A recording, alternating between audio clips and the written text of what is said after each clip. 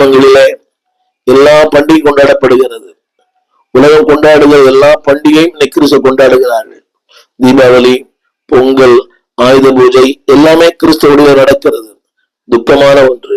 என்னை கேட்டுக்கொண்டிருக்கிற அன்பு தேவ பிள்ளையே, நீங்கள் எந்த சபைக்கு போனாலும், ஒருவேளை நீங்கள் இப்படிப்பட்ட சபை இல்லாம இருக்கலாம், ஒருவேளை நீங்கள் எந்த திருச்சபைக்கு போகலாம், ஏதோ சபைக்கு போறீங்க, ஒரு ஆலயத்துக்கு போறீங்க, ஆண்டவருடைய பெயரை தரித்திருக்கிற ஆலயம், அது எந்த சபையா இருக்கட்டும், சிஎஸ்ஐயா இருக்கட்டும், ஆர்சியா இருக்கட்டும், அது லுத்துனா இருக்கட்டும், பிளீஸ் திரும்ப சொல்லுகிறேன், நீங்கள் அந்நிய தேவனை, அந்நிய உபதேசங்களை, அந்நிய காரியங்களை, அங்க அந்நிய தேவன் சொல்லும் போது அந்நிய காரியங்கள், இது அந்நிய காரியம் அல்லவா?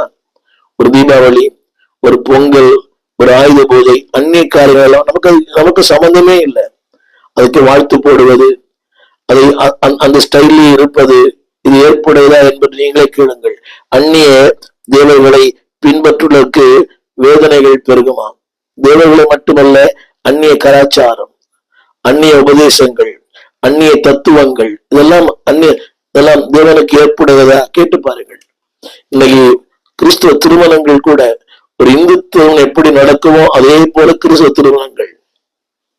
ஆலயத்திலே வெண்ணாடை, கலண்டஸ் போட்டு தப்பு இல்லை, ஆனால் அந்த வரவேற்பில ஒரே சினிமா பாட்டு, ஒரே டான்ஸ், ஒரே கூத்து, கொண்டாட்டம், கும்மாளம், இது எப்படி ஏற்படும் என்று தெரியவில்லை. விசுவாசத்தின் வாழ்க்கை என்பது a life of separation, பிரிந்து வாழ்கிற வாழ்க்கை. உலகம் ஏற்றுக்கொள்வதில்லை. சில சபைகள் நாம் குறை சொல்லுகிறோம், ஆனா அந்த திருமணம் போய் பாருங்களேன், பியூர் எக்ஸலண்ட். அந்த திருமணங்களிலே நாம் ஆச்சரியப்படுகிற அளவுக்கு மணமகனும் மணமகளும் அதே உடைதான். அந்த திருமணங்களிலே எந்த விதமான ஆட்டம் பாட்டம் இல்லை, கொண்டாட்டங்கள் இல்லை. அதை பார்க்கும் போதே பரலோகம் பூமியிலே வந்து இறங்கினது போல.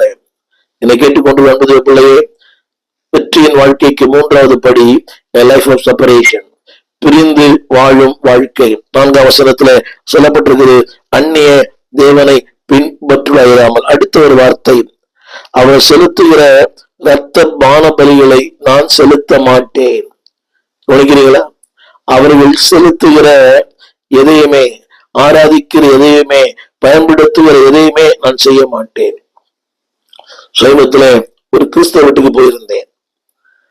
கிறிஸ்தவ வீட்டுக்கு, அதுல பல தெய்வங்கள் அந்த வீட்டுல இருக்குது, படங்கள் இருக்குது. அவங்கள பார்த்து கேட்டேன், என்னம்மா இத்தனை படங்களை வச்சிருக்கீங்க? அந்த அம்மா சொன்ன வார்த்தை என்னை திடுக்கிட வைத்தது. ஒரு சாமி கைவிட்டா இன்னொரு சாமி என்னை காப்பாற்றும்.